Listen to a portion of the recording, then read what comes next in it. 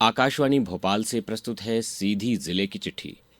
आलेख सचिंद्र मिश्र का है, वाचन स्वर है अभिषेक कटियार का। सीधी जिले की चिट्ठी में सबसे पहले बात हर घर तिरंगा अभियान की। देश भर में 9 अगस्त से शुरू हुआ ये अभियान 17 अगस्त तक चलेगा। इस दौरान तिरंगा यात्राएं, प्रभात फेरी, साइकिल रैली और सांस्कृतिक कार्यक्रम आयोजित किए जाएंगे। इस अभियान के तहत 11 अगस्त को जिले के रामपुर नेकिन, 12 अगस्त को सिहावल और 13 अगस्त को मझौली और सेमरिया में तिरंगा यात्राएं निकाली जाएंगी। वहीं 14 अगस्त को जिला मुख्यालय पर तिरंगा यात्रा और 16 अगस्त को सांस्कृतिक कार्यक्रमों का आयोजन किया जाएगा। इसके अलावा 17 अगस्त को रंगोली प्रतियोगिता के साथ अभियान का समापन होगा। अब बात करते हैं प्रधानमंत्री धन धान्य कृषि योजना की। इस योजना के तहत वर्ष 2025-26 में जिले ने 98.17 का कंपोजिट स्कोर हासिल किया है। इसकी बदौलत सीधी जिला कृषि क्षेत्र में देश भर में दूसरे स्थान पर रहा है।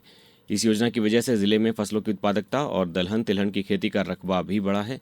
किसानों को फसल विविधीकरण, प्राकृतिक खेती और श्री अन्न यानी मिलेट्स की खेती के लिए भी प्रोत्साहित किया जा रहा है।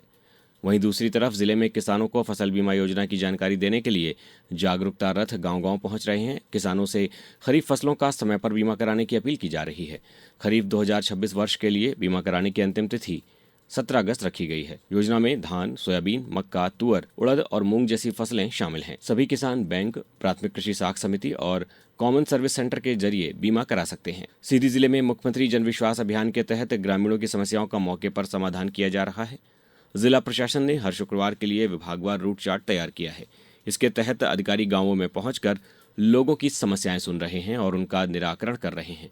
प्रशासन का कहना है कि अभियान का उद्देश्य सरकारी योजनाओं का लाभ पात्र लोगों तक पहुंचाना और लंबित समस्याओं का जल्द समाधान करना है। सीधी जिले में सांसद डॉक्टर राजेश मिश्रा ने बीते दिनों खनिज विभाग और निर्माण कार्यों सहित विभिन्न विकास योजनाओं की समीक्षा की। उन्होंने स्वीकृत और निर्माणाधीन कार्यों की प्रगति की जानकारी अधिकारियों से ली। सांसद ने कहा कि विकास कार्य समय सीमा में पूरे किए जाएं और उनकी गुणवत्ता से कोई समझौता न किया जाए। बैठक में ग्रामीण क्षेत्रों से जुड़े विकास कार्यों को भी प्राथमिकता देने पर जोर दिया गया। सीधी जिले में गर्भवती महिलाओं के लिए निःशुल्क सोनोग्राफी की सुविधा शुरू की गई है। जिन सरकारी अस्पतालों में सोनोग्राफी मशीन या विशेषज्ञ उपलब्ध नहीं है, वहाँ निजी पंजीकृत सेंटरों से जाँच कराई जाएगी। इसके लिए सरकार अधिकतम 500 रुपए प्रति सोनोग्राफी का भुगतान करेगी। सोनोग्राफी की जरूरत होने पर सरकारी अस्पताल के डॉक्टर की अनुशंसा जरूरी होगी।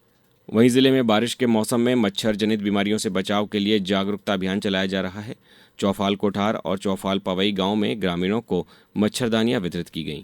प्रशासन ने लोगों से साफ सफाई रखने और बारिश से होने वाली बीमारियों से सावधान रहने की अपील की है। विश्व आदिवासी दिवस पर सीधी के टमसार स्थित कस्तूरबा गांधी आवासीय बालिका छात्रावास में जागरूकता कार्यक्रम का आयोजन किया गया। इस कार्यक्रम में छात्राओं को गुणवत्तापूर्ण शिक्षा के साथ पर्यावरण संरक्षण और प्राकृतिक खेती के बारे में भी जानकारी दी गई। सीधी के संजय टाइगर रिजर्व में वन्यजीव संरक्षण को लेकर 10 दिन का जागरूकता अभियान बीते दिनों चलाया गया। अंतर्राष्ट्रीय बाघ दिवस के मौके पर शुरू हुए इस अभियान के जरिए 11,000 से ज्यादा लोगों तक वन्यजीव संरक्षण का संदेश पहुंचाया गया। स्कूलों में पौधरोपण, चित्रकला, रंगोली और मूर्ति निर्माण जैसी गतिविधियां आयोजित की गईं। सीधी जिले में मेधावी विद्यार्थियों को प्रोत्साहित करने के लिए सम्मान समारोह का आयोजन भी किया गया। प्रदेश और जिला स्तर पर बेहतर प्रदर्शन करने वाले विद्यार्थियों को इस समारोह में सम्मानित किया गया।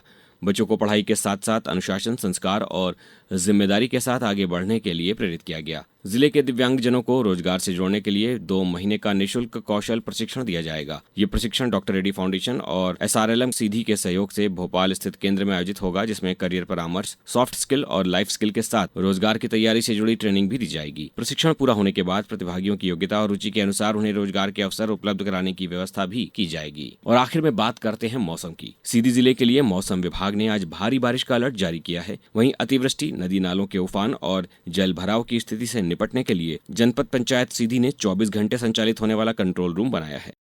सीधी जिले की चिट्ठी में फिलहाल इतना ही। कल फिर होगी मुलाकात किसी अन्य जिले की समसामयिक गतिविधियों के साथ। मुझे दीजिए इजाजत। नमस्कार।